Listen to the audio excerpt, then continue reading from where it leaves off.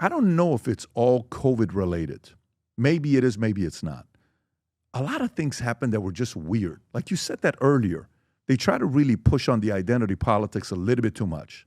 And they try I'd to say a lot too cave much. to the 1%ers who are very loud and, hey, pay attention to us. Well, we're going to do this and we're like, they're sitting here talking about RFK is not qualified to be the HHS secretary of, did you forget Biden's HHS secretary? This is him. This was our Biden's HHS director. I mean, you know who this is, Rachel Levine. We're supposed to sit here and say he's qualified, but RFK's not. So to the average person, logic made no sense the last 4 years on what happened. And for me, so maybe let me go a different direction because now you're giving good perspectives here. Trump, does Trump win? Take Bobby, that goes with Trump. Take Tulsi, take Rogan. Both Democrats. Take Musk. Two. Yeah, okay. Okay? Yeah. With which one of them does he not win?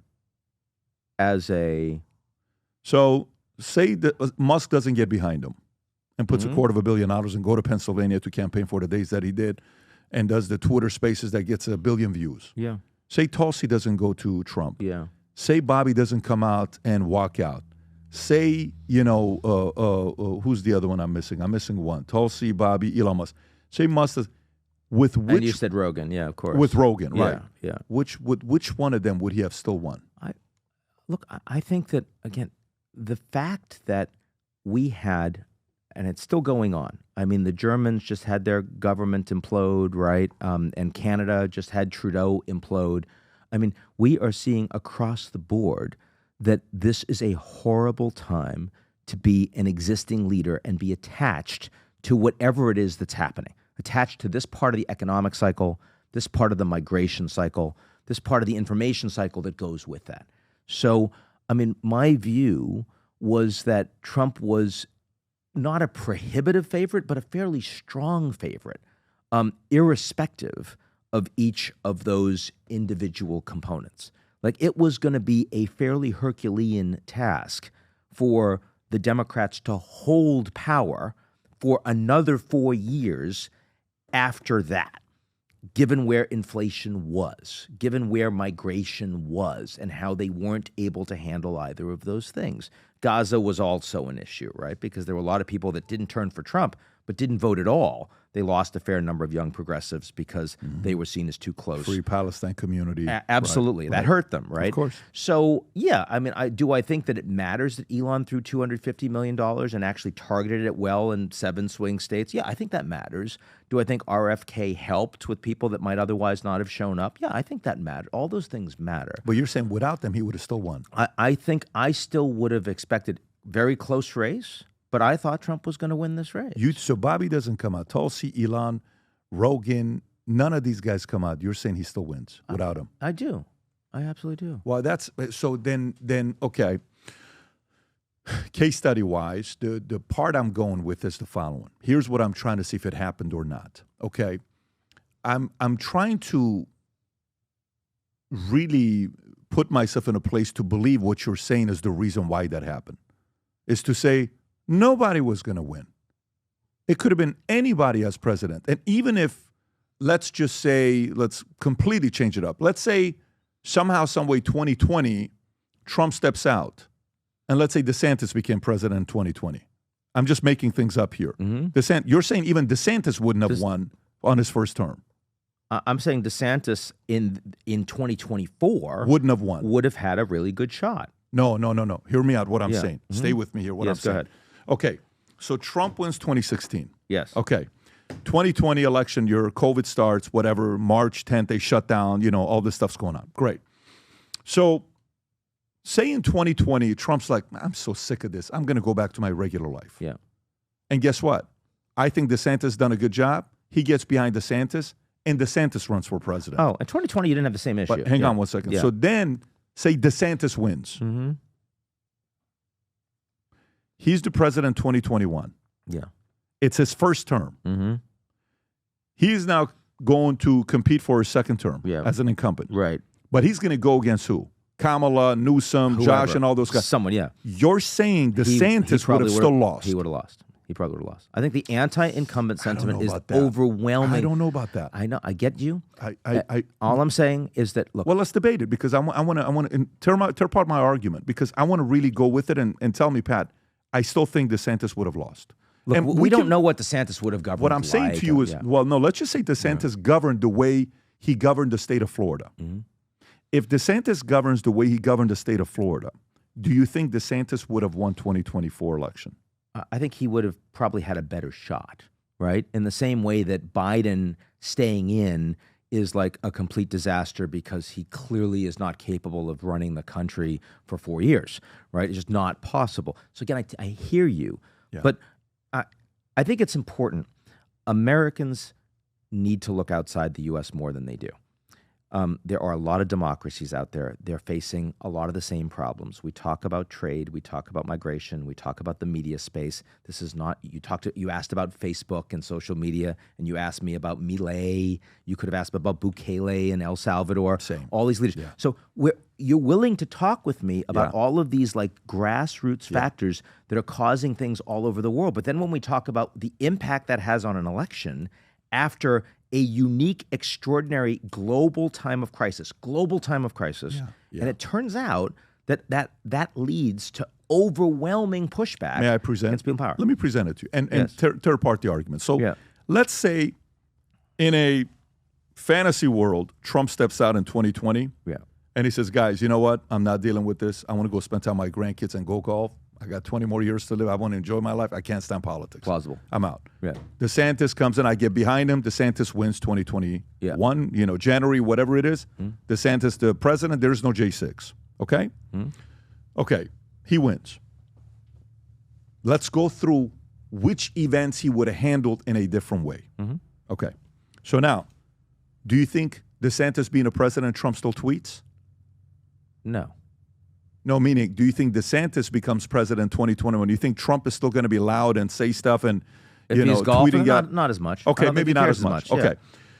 Do you think DeSantis being president, the border would have been handled the same exact way? No. Okay, I think the border, so stay with me here. That's important. Okay, stay with me here. Yeah. So I don't think the border would have been handled the same exact way. Yep. So where in 2008, the unaccompanied alien children, UACs. In 2008, Bush's last year, we had 8,000 UACs. Where in 2022, we had 148,000. It's not going to happen under DeSantis. Correct. Okay. So America was sick of that. Number two, do you think he would have allowed for the amount of abuse that took place for kids to not go to school and leaving kids closed and been able to control with the funding for some states that are abusing and they're not letting kids go back to school? Probably not. Okay? Probably not on how he would have handled it, because he would have probably shared similar policies that he was doing in Florida, across the board, nationwide. But DeSantis. the Democrats in opposition also wouldn't have been leaning into the crazy populists, the crazy progressive stuff on identity politics to the degree that they were when they have power in the White House. Stay on COVID, and to me, stay on this COVID part. Okay, right? fine. So now we're talking COVID and school shutdown. Okay, if they opposed him and they said, "Who the hell you think you are? Our job is to protect the kids, and we're going to be able to protect it." And Mayor Villaraigosa, text us if you see people that are driving in the streets because we told people to stay home if they're non-essential and da-da-da-da-da. Okay, if they oppose DeSantis and DeSantis is saying this policy, it would have backfired on the progressives still, right? Let's go to the third one. Do you think a war would have happened with Russia and Ukraine? I don't think so.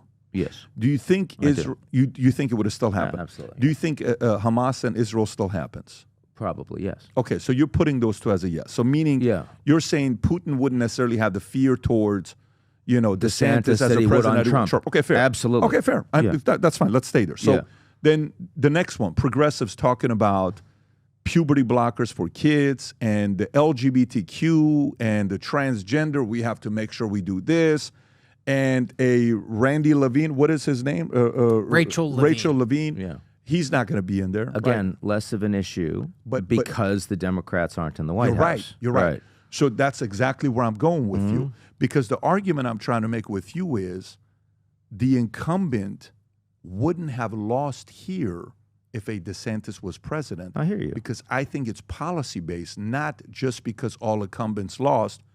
Whoever it would have been, they would have lost. I don't know if I buy that argument. Again, I think that inflation in the United States absolutely would have been at the same rough levels if we had DeSantis for the last 4 years. Tell me why. In what way?